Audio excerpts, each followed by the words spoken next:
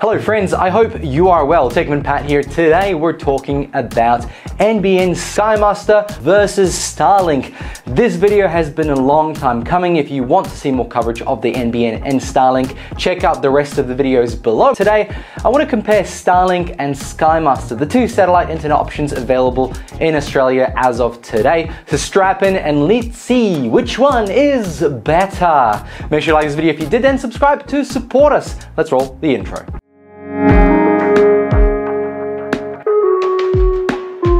As you know, Australia is large. There is a lot of sand, rocks, and kangaroos. Even with our major cities being fairly clustered together, NBN has taken 12 years to roll out internet to the majority of homes, and there are still premises without internet. So wireless options have been around for many years too. Will it be mobile internet, satellite, or something in between? Unfortunately, the areas that are underserviced are rural and remote areas, and many would say that those don't get the financial support they deserve. And the problem is, of course, the scale, not just the government's way of paying. Furthermore, the performance and cost has left these communities struggling for viable solutions. In this video, we're going to ignore mobile internet options for now. I wouldn't call these options as a daily home internet solution. So we have two satellite providers, SkyMaster from NBN and the new incumbent Elon Musk's Starlink from SpaceX. SkyMaster is a satellite internet service provided by NBN Co. It utilizes two satellites to deliver internet access to remote areas of the country, literally two large ones. For you to use SkyMaster, a satellite dish needs to be installed on your roof to receive a signal from the satellites up above. SkyMaster offers internet speeds of up to 25 megabits a second. Then there is a strategically placed network of 10 ground stations with two 13.5 meter dishes, each transmitting the internet signal to the orbiting satellites.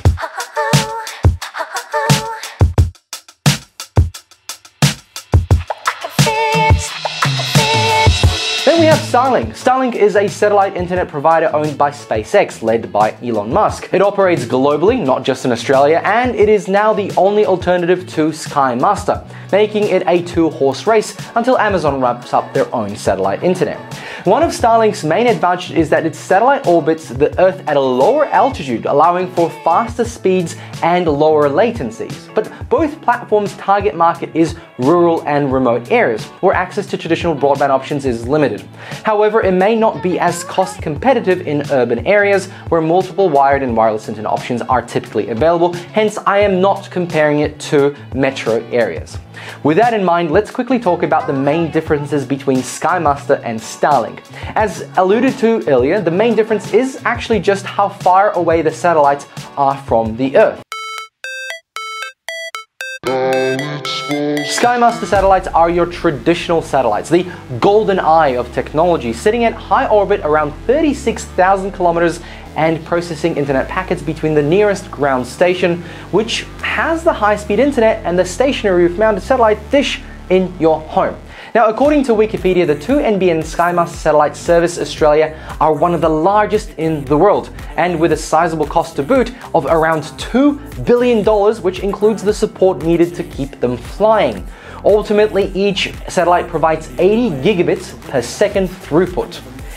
And while it's very similar, Starlink does this with much fewer ground stations. Operating at a lower orbit of 550 kilometers from ground level, the sky is filled with thousands of small low Earth orbit satellites flying continually around the planet.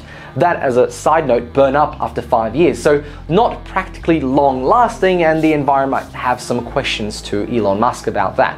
All these Starlink satellites actually speak to each other, creating a mesh-like system, and being much closer to the ground, they speak to smaller mechanized dishes on your roof or on the ground that slowly pivot and follow along with the satellites as they fly by much quicker with lower latency. The technology is a little bit more complicated with a lot more motors and moving parts, but at the same time, it is surprising how well it works. Now, SpaceX doesn't disclose the cost of its Starlink satellites, but some analysts have put the cost of each module between 250,000 American and 500,000, meaning a fleet of 40 would cost 20 million. And right now, SpaceX has more than 3,900 functioning satellites in space, with a target of 34,000 at some point in the future. Now, 400 of those are servicing Australia.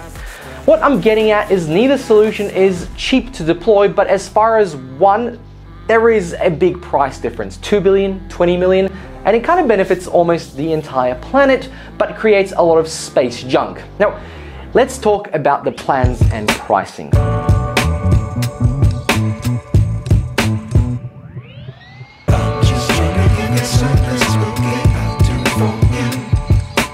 Starlink is simple. There is a hardware cost and a monthly subscription. As of today, rural customers get a special deal, $199 Australian dollars for the hardware and then $139 per month for the subscription. Starlink says download speeds should range between 20 megabits a second to around 100 megabits a second with a latency of 25 milliseconds to 50 milliseconds. In my testing, I actually got 150 megabits down and around 80 to 90 milliseconds. There are also Starlink business plans which advertise speeds of up to 220, and upload speeds are also a little bit faster and can hit up to 25 megabits a second. However, the latency is still the same at 25 to 50 milliseconds you'll get on the regular Starlink plan. Now, Starlink does say unlimited data. However, in the terms and conditions, they do have a fair use policy of 1 terabyte. For context, I'm at 1.2 terabytes with 15 days left of this billing month on my home internet that's unlimited. Now, according to a report published by Ookla, Starlink users in Australia experienced median download speeds of 106.43 megabits a second across the final quarter of 2022, and upload speeds averaged at 11.44 megabits a second, while users experienced an average latency of 66 milliseconds. That's very impressive, and I have to add to that, my testing was pretty much spot on, but the latency was a little bit higher. It just could have been the placement of my satellite. Now, setup is also very simple with Starlink. You order your hardware, it arrives in one box, put the dish out on your lawn or I don't know, anywhere away from trees or on your roof, connected to power, and within 15 minutes, you should have a connection. Now, SkyMaster is a little bit more traditional with 2 plans, SkyMaster and SkyMaster Plus. Now, the cost will vary based on the speed you want and the provider you go with, but as a rough guide, plans can cost between $35 a month to as much as $200 a month, which is not a far stretch from $130 now. Now, SkyMaster plans feature 2 separate data pools, peak data and off-peak data. Off-peak data is defined as data used between 1 AM and 7 AM in your local time zone. Then your peak allowance covers everything else. As a general rule, peak data tends to be more expensive than off-peak data, so it drives up the cost of your plan. A plan with 150 gigabytes of peak data is going to be much more expensive than a plan with just 80 gigabytes. Now, the SkyMaster Plus plans have unmetered data for most activities other than streaming video, so keep that in mind too, that's a big difference. And the biggest drawback is latency at around 600 milliseconds. Compare that to 50 to 100 on Starlink. So if you want to make a fair comparison to Starlink, you would have to pick the SkyMaster Plus plan, which provides 25 megabits a second down to around 50 megabits a second down and 5 megabits upload, which has unlimited data for everything except the VPN and video streaming. This will set you back between $70 a month to $135, again, depending on the provider. Now, real-world performance is another story. It could be anywhere from 0 to hero. Unfortunately, community feedback hasn't been great. Latency, like I said before, makes gaming practically impossible. Not only that, any task that requires the slightest amount of precision will be delayed by around 600 milliseconds, which is the difference between playing an online game and not.